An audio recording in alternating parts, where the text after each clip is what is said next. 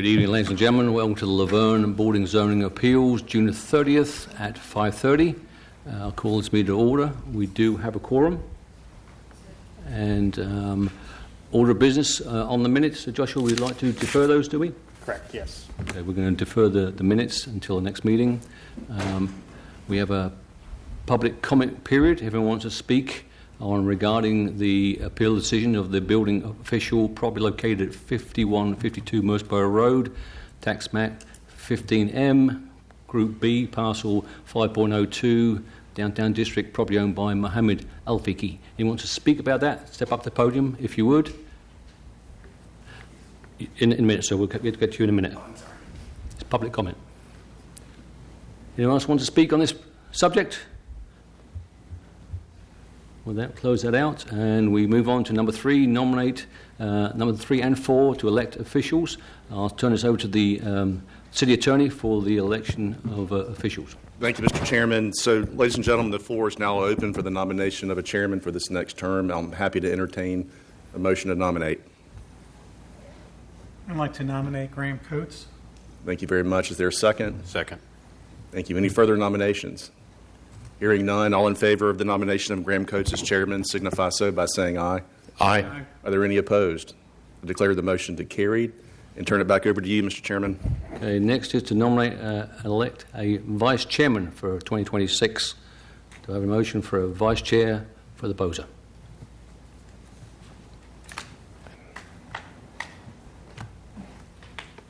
Nominate Craig Pollock. You have a nomination for Craig Pollock. Second. Second. All those in favour say aye. Aye. Aye. Any opposed? Well done, Mr. Pollock. Moving on, new business, appeal the decision of the building official property located at 5152 Mersborough Road, tax map 15M, Group B, parcel 5.02, Downtown District zoning, property owned by Mohammed Al-Fiki. I hope I pronounced that correct. Mr. Logan, could you give me a report, please? Thank you. This item is an appeal of city staff for a sign located at the former Dollar General store. You can see on the screen there, that's a photo of the former Dollar General store. And then also in that photo is the sign that's currently on the building. So there's been some issues with this sign. Currently, the applicant is displaying more signage than is allowed by the City of Laverne zoning ordinance. And per the sign regulations, no retail or commercial site is allowed more than 100 square feet of wall signage. So this sign does exceed that. There are some sign plans in your packet, which are now on the screen. So you probably reviewed those, but those are the technical specs for this sign. So there are some other issues related to the case that Mr. White, the codes official, will go over. So at this time, I'll pass it along to him. Thanks. Mr. White, would you like to continue on, please, sir? Yeah. So sometime in December of 2025, the sign was put up. It's a reface of the old Dollar General cabinet, and the square footage comes out to about 195 square feet for the sign face. Under our old zoning ordinance, the allowable square footage was only 100 square feet, and the new zoning ordinance, the new sign ordinance, and our new zoning ordinance only allows 100 square feet. So it was my contention that the old Dollar General sign was legal non-conforming, and that with this being a new business, that it would have to come in compliance with the new ordinance, which is 100 square feet. Okay, do you have anyone here that wants to speak on this item? If they would, please step up to the podium and raise your right hand. Ms. Sway Windsor. Do you promise to tell the truth, the whole truth, nothing but the truth, so help you God? I do. Can you please state your name and address for the record? My name is John Drake. My address is 9851 Bear Creek Road, Sterrett, Alabama. I am an attorney licensed in the state of Tennessee, and I'm here to speak on behalf of the manager of the property. If you would, just if you'd like to go over the project, the staff have given their position. If you give yours and your client's position. Yes, our position is, and this was the first that I've heard that the argument was being made that the Dollar General sign was non-compliant. Dollar General's usually well within codes when they do things, so I'll need to see the facts on that. But this is our contention is that this fits under Section 3 when it talks about nonconformities, and that this was simply a placement of the facing of an already nonconformant sign that Dollar General had. We had not fallen out. It had not been abandoned for more than 30 months, and so it still fell under the non-conforming position. And there is case law that states that if under the Tennessee statute, TCA 137208, and there is case law which I did not get a chance to print out, but I can cite to it that when there is a non-conforming sign and there's an ordinance change, that they have to be allowed to go forward. In fact, Section G of this statute says actually it's mandatory that says that permits shall issue. So the only fact I think that's in dispute, and I was not aware of this before, is the claim that the Dollar General sign. But you're saying that when it was erected, it was already in does anybody know what year it was erected? Because I don't know. 30 years. And sir, how many times has the zoning ordinance changed since that 30-year period? To my knowledge, and maybe the planning director can correct me if I'm wrong, but the old zoning ordinance, which was in effect in 2025, was in effect in 1990. That's what I understand, yeah. And then our new zoning ordinance just went into effect in October of just last year. So even under the old zoning ordinance, 100 square foot was more than 195 square feet was more than the allowable square footage under the old zoning ordinance. And so do you know when that Dollar General was? I do not. I only came to work here in 2024.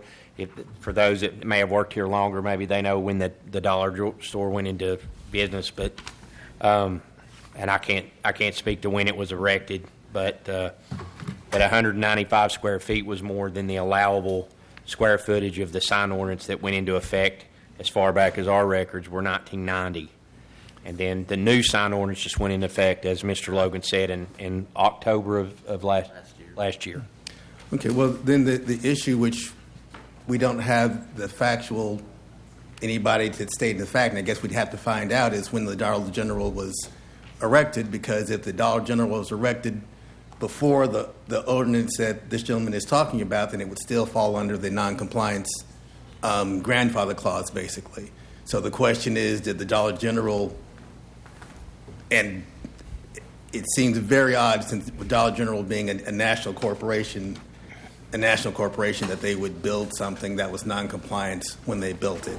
So we really don't know that, and I would actually need to be able to research to find out when the Dollar General was created, because when the Dollar General was erected, because that's very pertinent to this whole argument.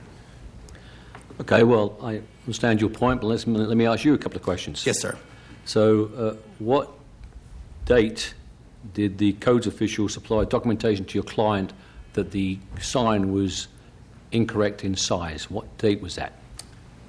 I don't have the exact date, but I believe Joe White. We will stipulate to whatever date he.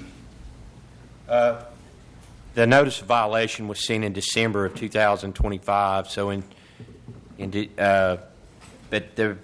we have an application for a sign application that was submitted, and I think we have one that was submitted in September of 2025, and one that was submitted, I think, in September of 2025.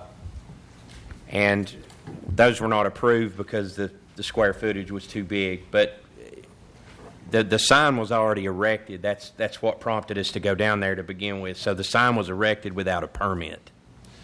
So would you concur with staff that the sign was put up prior to the permit being issued? I would stipulate to that, but I would also like to add in a mitigating factor. Excuse me, is that a yes or That's no? a yes. Okay, thank Yes, you, sir. so- Okay. And then would you concur, after looking at the rules and regulations of the zoning, that 100 square feet was the maximum sign eligible in the city of Laverne at that point in time? Would you concur to that? I would concur to that, Okay. yes. And then how many square feet was the sign that was erected? So I wouldn't use the word erected, sir. I would use the word replaced, because the only thing, it's not been a new sign that's been put up. It's simply a change of lettering. And do you know what the square footage of that is? So I'm looking at it and did some measuring. 39 times by 5. So I'm at 195 square feet is what I've been indicated and told it would be. Would that be correct, Mr. White? Correct. Okay. Yes. So effectively, twice the size of what's required by the zoning. Mm-hmm. So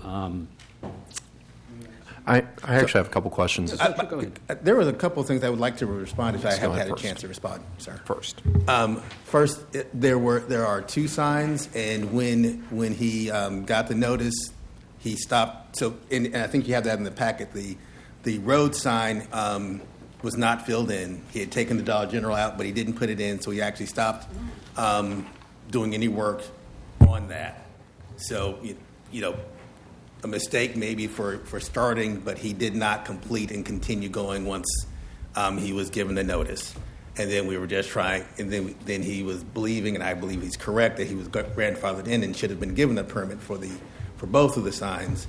And so we are here now based on that, but not that he's just being willfully disregarding of city ordinances. Okay. And I had a couple questions because, first of all, this is my first time on this committee. So, Chair, if I'm doing something improper, please let me know. But I am an attorney myself, and I understand. And tell me if I understand your legal argument correctly. You're arguing, A, that that this calls for variance, and 2, that there was a prior nonconforming use for this, correct?